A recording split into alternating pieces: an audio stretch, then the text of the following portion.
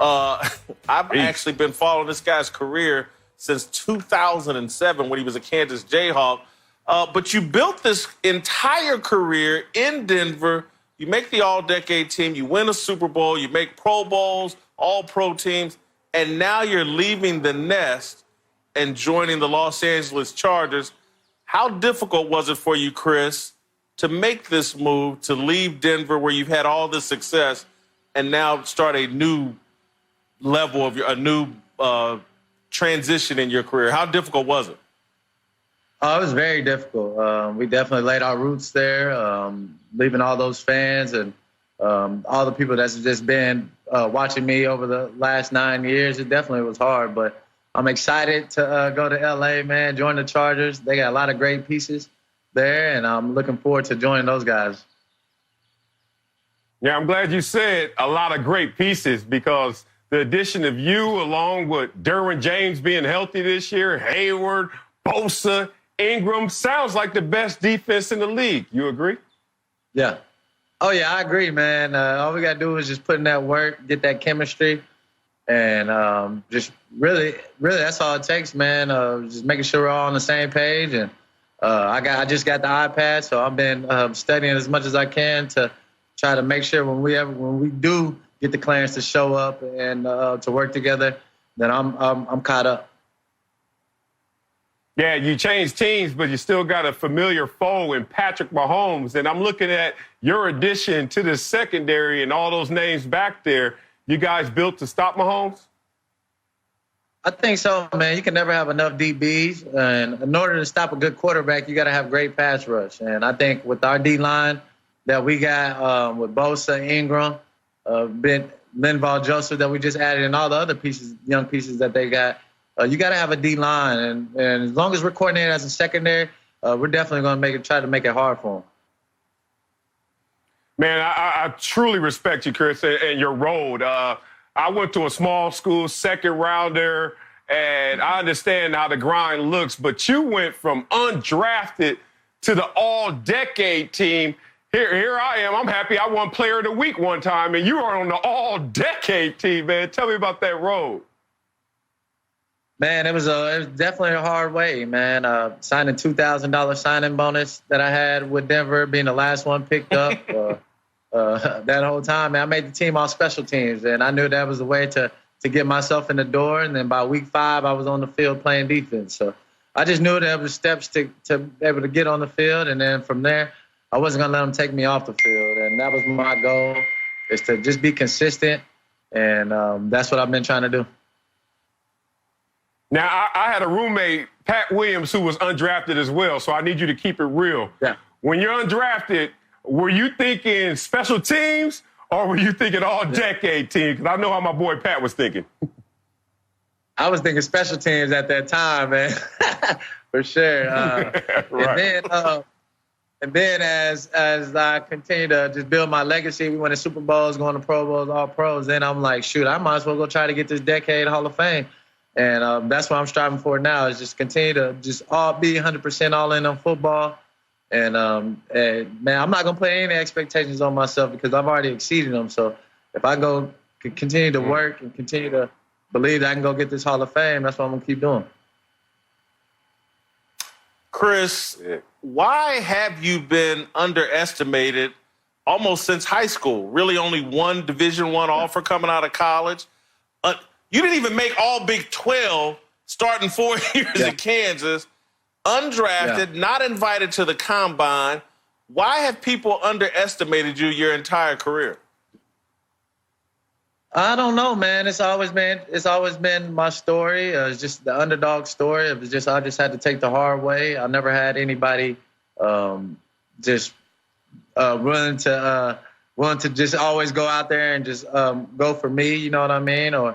Or having tons of offers, I didn't get that. Or having tons of teams pick me up after college, I didn't get that. So I've always been a person that I've always had to make a way myself.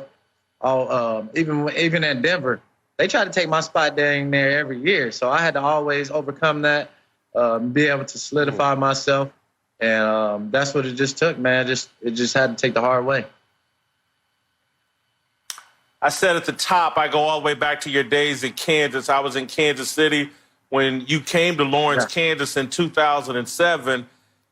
Y'all went 12-1. It was one of the most incredible things I've ever seen in college football.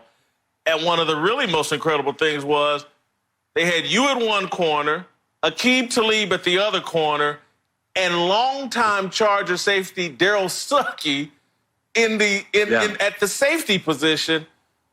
Were you aware of how good y'all were at that time? Well, of course, at that time, we knew Aqib Talib was great. I mean, he was already All-American the year before. I knew Stuckey was a great safety and definitely had a chance to make it to the NFL. But, I mean, we never knew that we'd all, sooner or later, be all in the same Pro Bowls, win Super Bowls together, and me and Talib. And so it's definitely crazy, man. But we knew that we were really good because I know we ranked pretty high my freshman year in our secondary. So I knew that we were pretty nice back there. Have you talked to Aqib Talib since making the All-Decade team, and was he happy or was he jealous? Oh, man, I talked to him, man. That's my big brother, man. That's truly my big brother, man. I love Aqib Talib. He's a guy that's always looked out for me, always just welcomed me with open arms, man. And he's definitely upset, as he should be. I mean, the guy had 10 touchdowns this decade. They could have definitely added another spot for him at the corner position. I definitely think he deserves it. And so I was upset with him, too. All right, I want to go back to Kansas again and talk, because what y'all accomplished was just incredible. What Mark Mangino accomplished was incredible. Yeah. And I mean this respectfully. I'm a big guy just like Mark Mangino. Yeah. If Mark Mangino, true or false, if Mark Mangino were 180 pounds, he would be on the same level as Nick Saban, true or false? I'd have to go true. He's a great coach, man. I don't know why he's not coaching now. It just doesn't make any sense. I mean, he's a great coach. He knows football. He knows how to motivate players. So, I mean, I think he's been punished enough, man. I think that was 2010 when he got fired. So I think it's definitely time for him to get back in the seat. I want to ask you this because I know you're a thoughtful person. You know, your reputation in Kansas was ideal student athlete. What have you learned about yourself during this quarantine? Because it's been a time for people to reflect and reconnect with their family. I think you and your wife have a kid. What have you learned about yourself during this quarantine? Oh, man, that's a great question.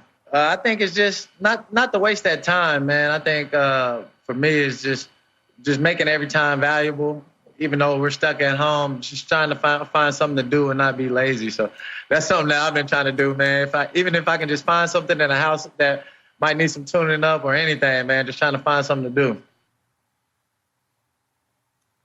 Have you binged anything on Netflix or Amazon that you can tell us about? Maybe give us a recommendation. Anything we can watch on Amazon or Netflix? Oh, Money Heist, man, Netflix. You got to look into that. What is it about? Give us a quick description. We'll let you go. It's about, of course it's about bank robbery and things like that. I don't want to get too far into it, but it's the bank robbery and stealing. It's a lot of action in it. Boy, you don't sound better than Tiger King. Hey, man, I don't want to tell you too much about it. I just got to go in there and watch it, man. Just take my word for it. Oh, man. All right, well, my recommendation is check out Tiger King on Netflix. Good luck to you with the Chargers. Maybe you can make a... Oh. That was incredible. King from Oklahoma, man. Maybe you got another... Oh, that's right. That's right. Brother. That's right. All right, thank you, Chris. Chris Harris. Oh, yeah. Thanks for watching. Subscribe here to get the latest from the show. And be sure to check out more of the best clips from Speak For Yourself or go watch a few segments from our other shows on FS1.